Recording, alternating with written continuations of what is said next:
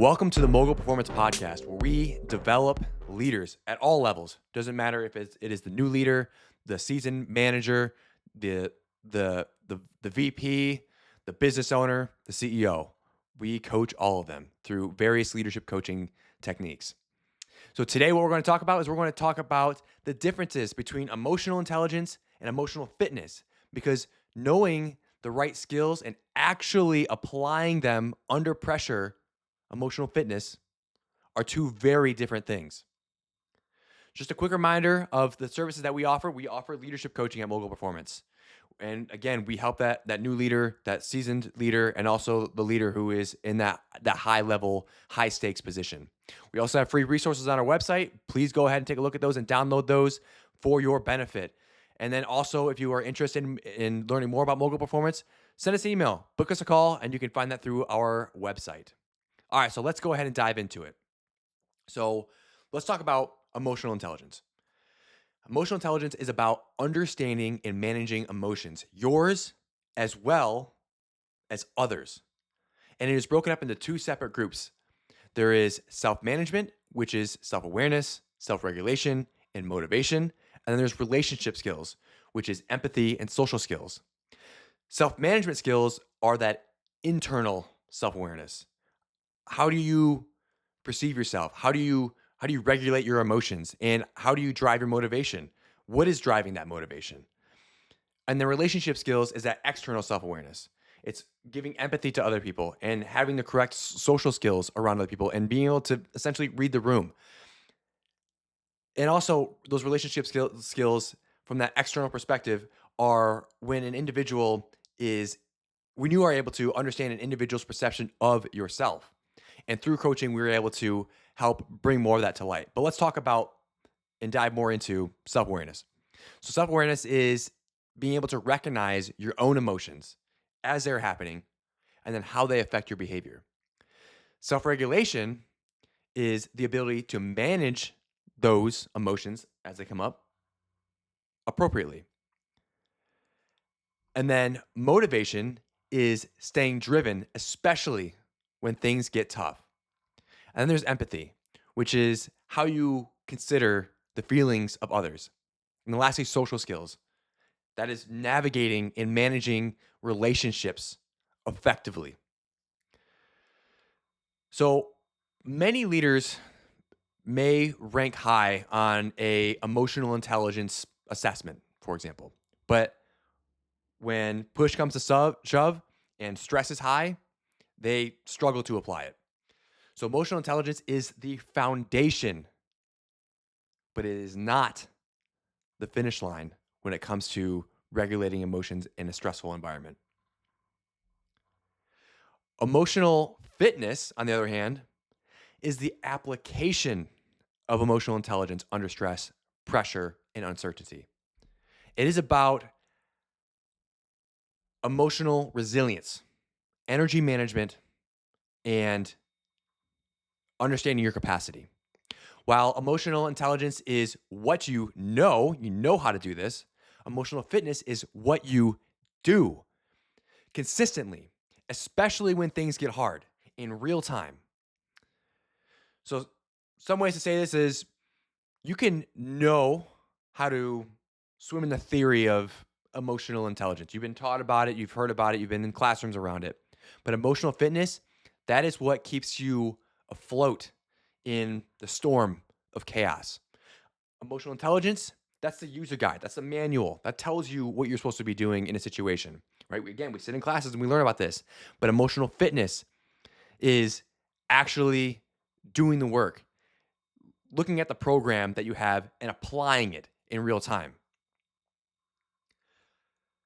Leaders who want to know how to talk about empathy, they may know how to do that, but when things are tight and stress starts to rise, they explode and they're not empathetic, they're not sympathetic, and all that they learned about emotional intelligence goes out the window. Or the leader who understands the theory of motivation, intrinsic or extrinsic, but they just can't seem to find a way to sustain their team's energy over a long period of time, right? This is where the emotional fitness comes into play. So, why does emotional fitness matter for leaders? Well, leaders face constant demands. There is different changes of pace in the environment, there is complexity in the workplace, and there is just emotional labor that happens. We are all people and we all are full of emotions. You don't just raise the level of your emotional intelligence score, you fall to the level of your emotional fitness. Again, how does that play out? Emotional fitness is what keeps the team grounded during change, setbacks, and also crises.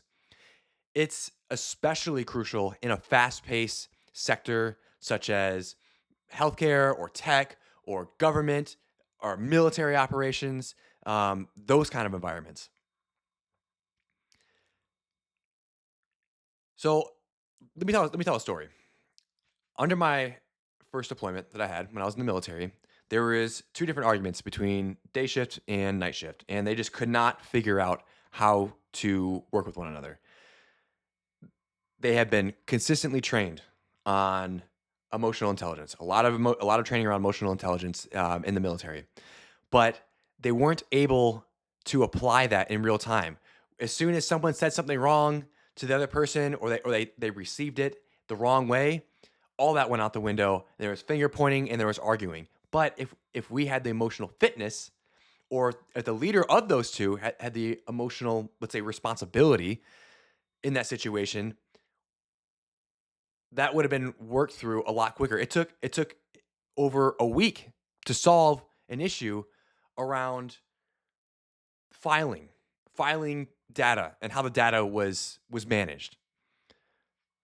Now another one is, let's say, we'll give an example of an executive who is a hard charger and who works in a high stress environment, and let's say in an emotional environment, but they don't, they go through the emotional intelligence courses, the training, but they don't know how to bring that in real time.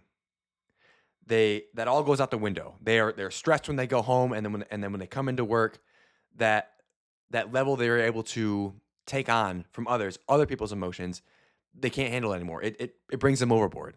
And that's where emotional fitness ties in. Is having that emotional fitness is the ability to withstand the stresses of your life, the work life, your family life, and then also the lives of all the people that you're leading as well. Or what if you work in technology and everyone is in a remote, or they're in a hybrid position, and those remote and hybrid workers, let's say the remote workers, they feel alienated. They don't feel involved. And as a leader, you don't have the ability to regulate those emotions over, let's say, a Zoom call as effectively as if you were in person.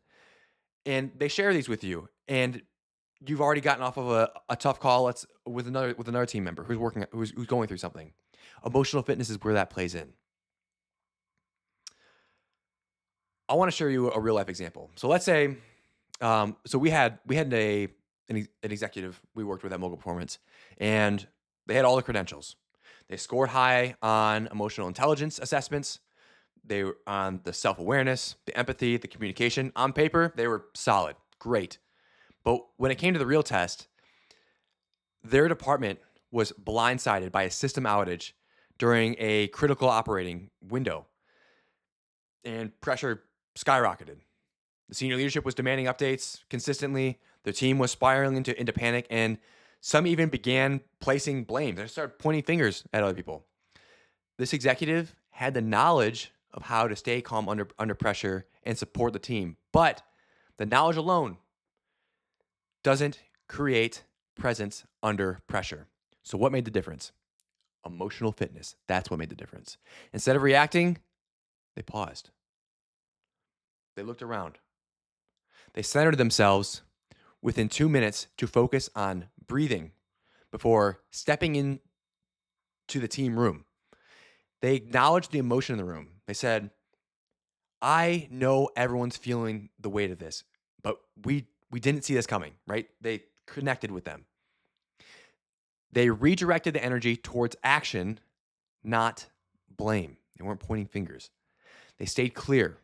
grounded, and most importantly, they led by example. No yelling, no chaos, just clarity and direction. Later, multiple team members went out and they said, well, if you hadn't shown up the way you did, the rest of us, we wouldn't have been able to do our jobs. And they also were saying that your calm presence and the team confidence was amazing when everything felt unstable. And that right there is the essence of emotional fitness. Not just learning how to regulate emotions, but building the capacity to lead with being calm in chaos. So I want to go into a framework that you can take away with you, an actual tool you can use when it comes to emotional fitness. It is called the BASE model or the BASE framework. So be, breathe, regulate, step back, right? Use a breath to calm yourself in moments of stress. When you take deeper breaths, you slow down and you think more clearly. And then acknowledge, having that self-awareness. Name the emotion that you're feeling without judging yourself. Maybe you are feeling a little anxious. Okay, I'm feeling anxious. Now what do? Got it. Okay, I feel anxious. I'm going to let this settle. Breathe, let it settle. And then stretch. And I don't mean physically stretch. I mean stretch your perspective. Stretch your heart, stretch your gut feeling. What are those saying? Ask, what could be true here? What else could be true? What do I not know? What is my team feeling? What are those emotions that are coming up that I am not aware of? And then the last one, E, is execute. That is self-control. You want to act in alignment with the values of your organization, of yourself, and towards the long-term goals. Absolutely not impulses. You need to control those. So again, follow the BASE framework. Next time you feel that stress come up, breathe. Acknowledge the emotion that is coming up. Stretch your mind. See what else is out there that you may not be aware of, and then execute in alignment with your values. Some daily practices you can also do to help shift into light your emotional fitness and where you are on your emotional intelligence journey is to start journaling. Journaling during times of stress and how you handle them. Or practice the pauses. Sometimes in the military we call them tactical pauses, right? Just pause for a minute before you are responding. It's a strong way to be an active listener. And then seeking feedback during high pressure periods, not just calm ones, not when everything is good, right? When things start getting crazy, gets really hard, that's the time to find feedback, is because you're going to get the raw feelings during that time. And then commit to recovery. You cannot sacrifice sleep, exercise, nutrition, boundaries with other people. If you get poor sleep, that is going to show up in your work. Your levels of stress will rise. Being able to exercise is to expel some of that stress. And then boundaries. If you don't respect your boundaries, one, no one else will. And then also, setting those boundaries gives you the capacity to be emotionally fit. Think of emotional fitness as a gas tank. And you have a full tank every single day when you start. Maybe some days you got 75%, but let's say most days you start off at 100%. And you wake up and you get a text from a friend and it's not good news. 20% is gone.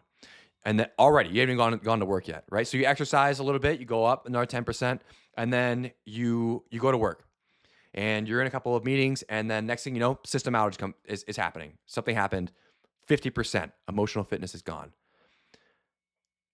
And you're working through that throughout the rest of the day. So then you're at much less than half of fuel, emotional fitness left in your tank. Now, the good thing about this tank is it can be exercised. It can be expanded. So the more you practice this emotional fitness in real time, the more that tank grows, and the more emotional fitness, the more capacity you can have with other people and even in your own life to manage situations. So in summary, emotional intelligence, that is essential. We cannot forget about that. That is very important. But emotional fitness is what turns insight into action. Moguls, leaders, you don't just know how to lead with emotions, you need to practice it like any other skill, any other hobby that you're doing. You need to practice how to be emotionally fit. Build that tank that we talked about earlier. Then ask yourself, and think about this. How emotionally fit am I under pressure? Think back to a time when you were under pressure. How did you handle that? So if this resonated with you, keep an eye out. We are constantly releasing free resources on our website. There is more of this to come this month. There are free tools designed to help leaders guide teams through change without burning out, managing their workload when they feel like everything is chaos and crazy. And then also identifying leadership discrepancies, and there's so much more on there as well. And they're all free resources for you to grab. So you can find those again on the Mogul Performance website. Other than that, I hope you enjoyed today's podcast on emotional fitness and how that is beneficial for you. Other than that, thank you for listening, and don't forget, be a mogul.